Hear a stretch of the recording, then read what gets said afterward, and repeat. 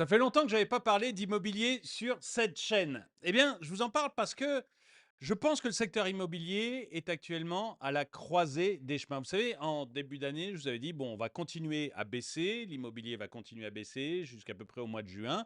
Et puis, sur la deuxième partie de l'année 2024, il y a de bonnes chances qu'il se redresse. Bon, il a continué à baisser, ça, il n'y a pas eu de problème. Est-ce qu'il va se redresser maintenant? C'est pas du tout certain. En fait, c'est pas du tout certain pour deux raisons. Alors, une, c'est ce qui m'amène à vous en parler. Là, c'est une étude qui a été menée par Guy Hockey. Une étude qui a été menée par Guy Hockey et qui montre qu'il y a énormément de vendeurs. Il y a une augmentation extrêmement forte du nombre de vendeurs. Alors, si vous êtes acheteur, c'est plutôt une bonne nouvelle, mais il y a énormément de vendeurs actuellement.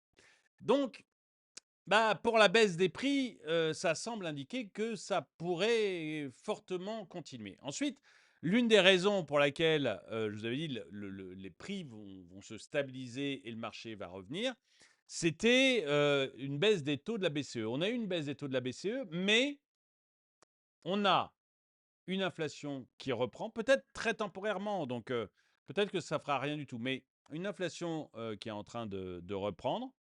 Mais encore une fois, ça, c'est pas du tout un signe. Et les OAT 10 ans de la France. Vous savez que la France, depuis la dissolution d'Emmanuel Macron, a vu ses taux d'emprunt exploser.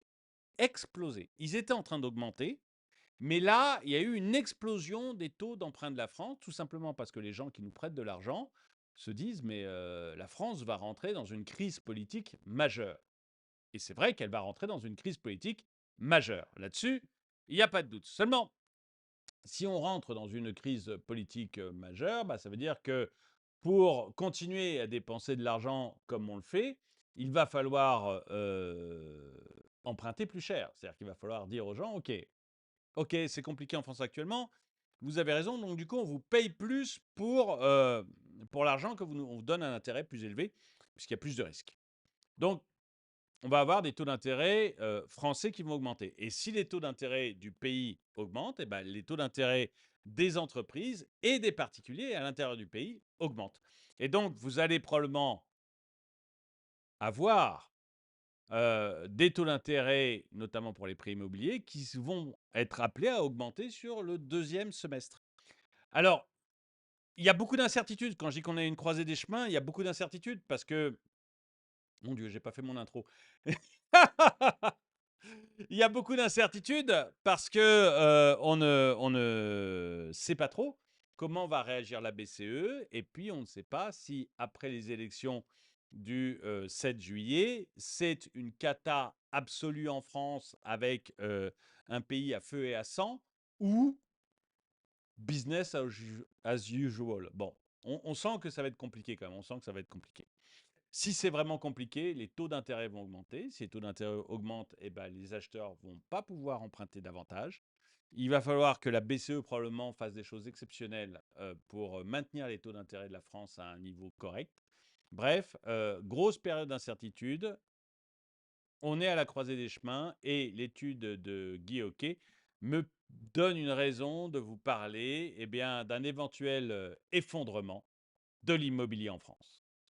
Bonjour, bienvenue dans cette nouvelle vidéo de DME en direct. Comme toujours, si vous n'êtes pas abonné, je vous suggère de le faire et de cliquer sur la cloche pour être prévenu lorsque je sors une nouvelle vidéo. Et avant de démarrer, je vous signale l'arrivée d'un nouveau logo, d'une nouvelle punchline sur la boutique DME.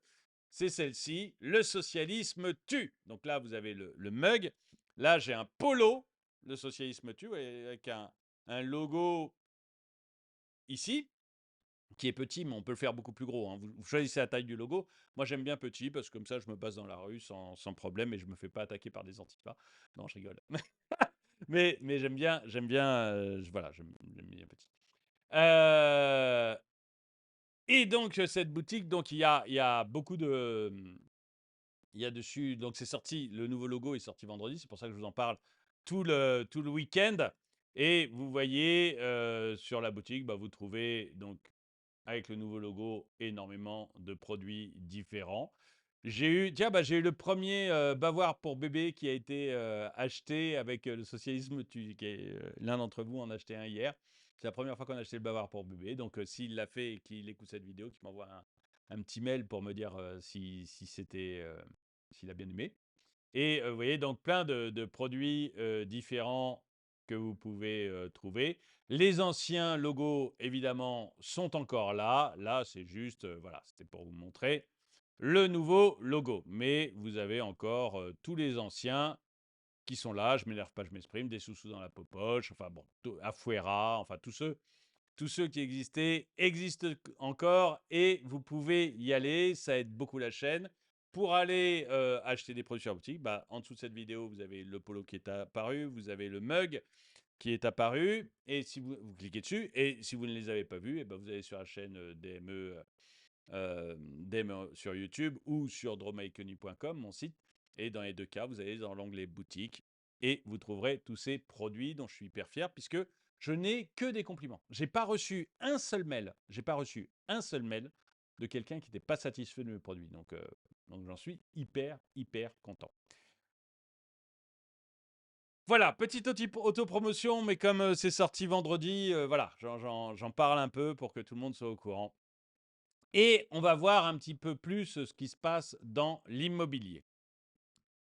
Le marché de l'immobilier français, après une année 2023 difficile, marquée par un effondrement des ventes, semble connaître un renouveau en 2024. Une récente étude menée par Guy Hockey et YouGov relève que 29% des Français ont l'intention de vendre leur logement cette année.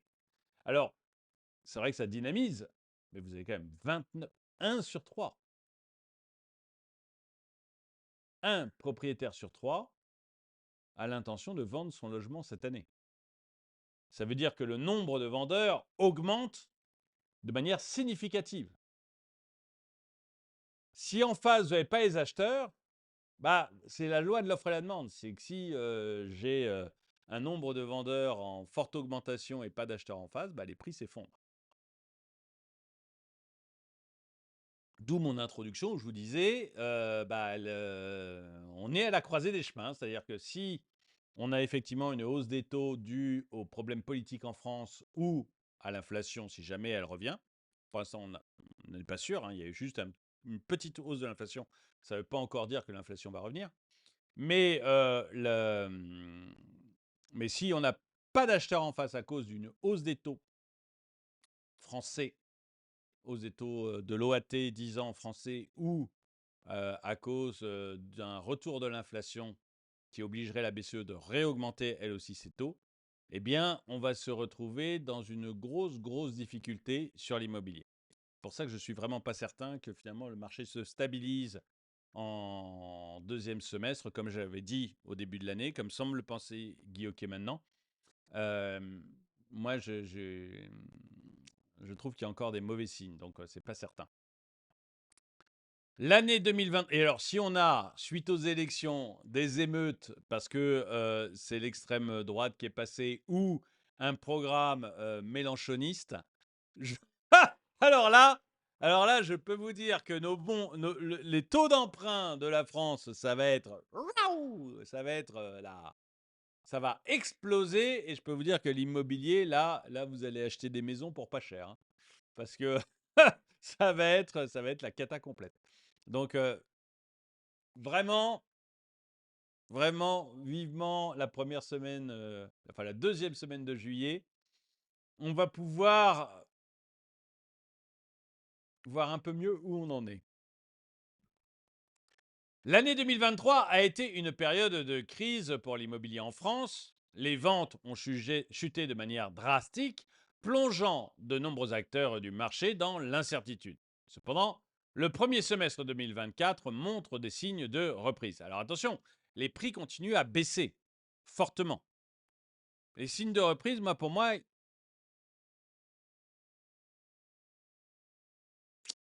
je parierais pas là-dessus. Enfin voilà, je l'ai dit depuis le début de la vidéo, ça fait 9 minutes que je vous le dis, donc je vais pas le redire, mais c'est quand même risqué. Cette dynamique est soutenue par un regain de confiance des vendeurs qui semblent avoir tiré les leçons de la crise passée. Selon l'étude, parmi les Français de plus de 30 ans ayant un projet immobilier, 20% ont vendu un bien en 2023 et 29% prévoit de le faire cette année. Donc, une augmentation du nombre de vendeurs. Donc, encore une fois, si vous n'avez pas les acheteurs en face, ça risque d'être très, très compliqué. Parmi ces vendeurs, une majorité significative, 63%, cherchent à se séparer de leur maison, signe d'une tendance forte vers la vente de propriétés résidentielles. Donc là aussi, vous voyez, ça touche beaucoup, beaucoup les maisons individuelles. Vous avez bien... Si LFI passe, vous allez pouvoir acheter une maison individuelle pour vraiment pas cher. Les raisons qui poussent les Français à vendre leur logement en 2024 sont variées. L'étude de Guy Hockey et YouGov indique que 35% des répondants souhaitent changer de région ou de ville. Ce désir de mobilité peut être attribué à plusieurs facteurs, notamment des opportunités professionnelles, des considérations familiales ou simplement une quête de meilleure qualité de vie. Mais là aussi, vous voyez, ça fait partie du danger. Les gens qui doivent déménager pour vendre pour raison professionnelle, c'est-à-dire que je suis à Paris et mon nouveau job est à Marseille. Je vais quand même pas me taper le train tous les jours. Donc, je suis un vendeur contraint. Donc, j'ai absolument besoin de vendre ma maison. Du coup, je vais être sensible aux offres qu'on va me faire. S'il y a beaucoup d'acheteurs en face, je ne me pose pas de questions, c'est bon, ça va être réglé. S'il n'y a pas d'acheteurs en face, je vais être sensible à toutes les offres. Et si quelqu'un me propose 10% de moins, ça va pas me faire plaisir, mais je vais quand même l'écouter. Surtout si j'arrive pas à vendre, vous voyez, si au bout de 4-6 mois, je m'aperçois que ça se vend pas, je vais commencer à écouter.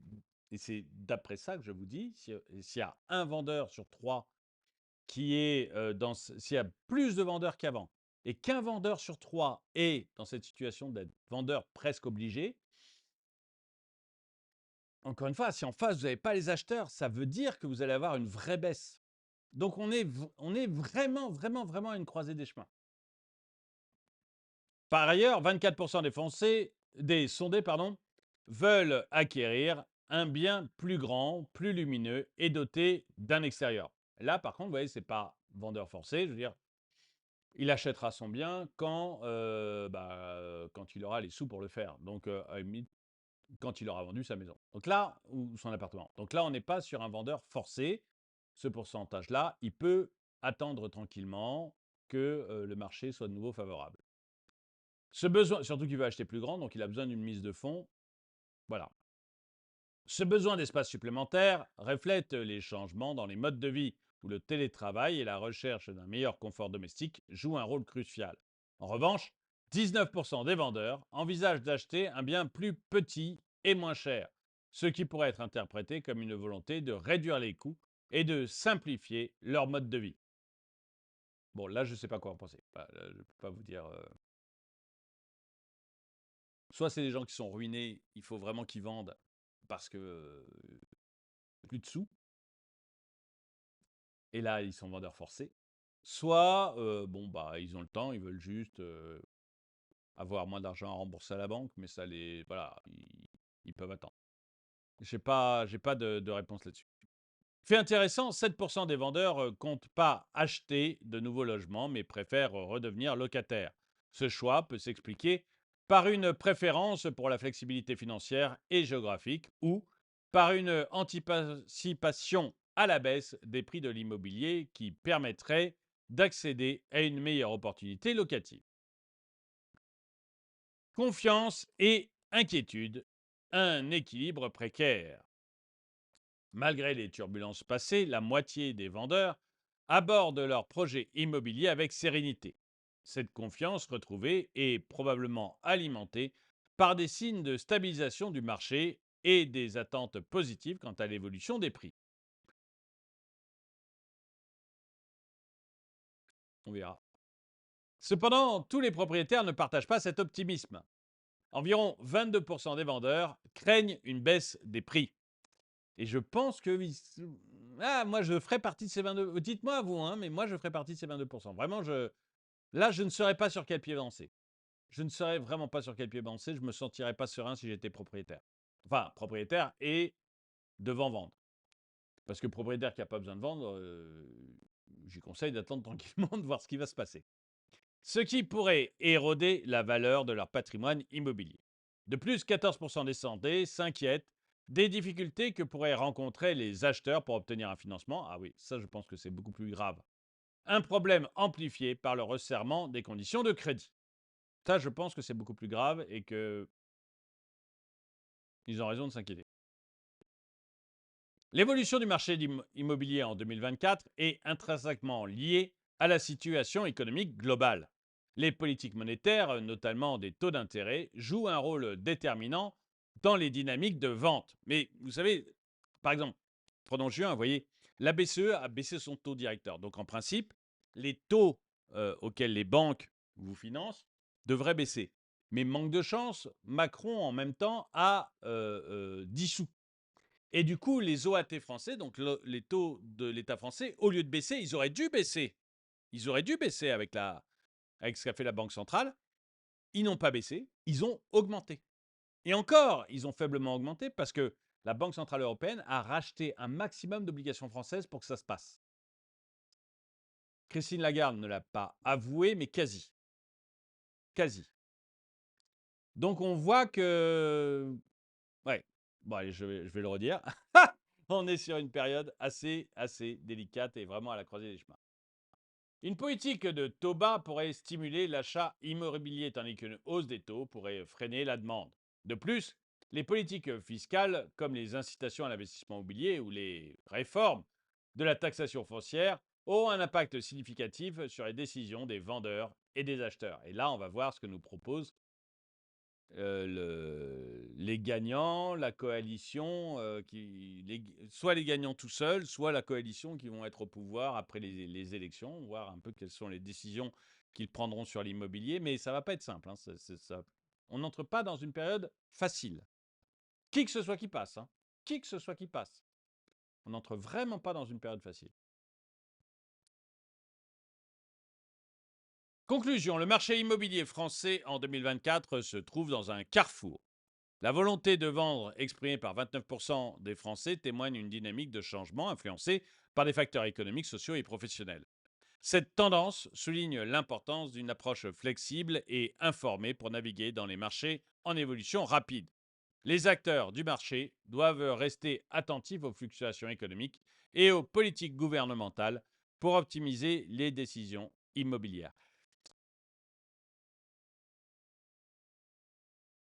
Période extrêmement troublée, extrêmement complexe. L'immobilier soit arrive à se stabiliser là, dans les mois qui viennent, dans le deuxième semestre, soit vous allez voir vraiment des chocs importants sur l'immobilier, une baisse réelle de l'immobilier, peut-être même sur 2025. C'est que là, on attend vraiment de voir s'il y a un gouvernement, si le gouvernement est capable de faire une politique et si ce gouvernement n'entraîne pas des émeutes. Donc, on va vraiment voir tout ça et je pense qu'on va rentrer dans une période passionnante, extrêmement stressante, mais extrêmement passionnante pour l'immobilier. Dites-moi ce que vous en pensez dans les commentaires. En tout cas, n'oubliez pas donc la boutique DME avec la nouvelle punchline. Merci d'avoir regardé cette vidéo. Mettez-lui un pouce vers le haut, commentez-la, partagez-la. Merci à tous ceux qui soutiennent la chaîne. Et moi, je vous dis à très bientôt.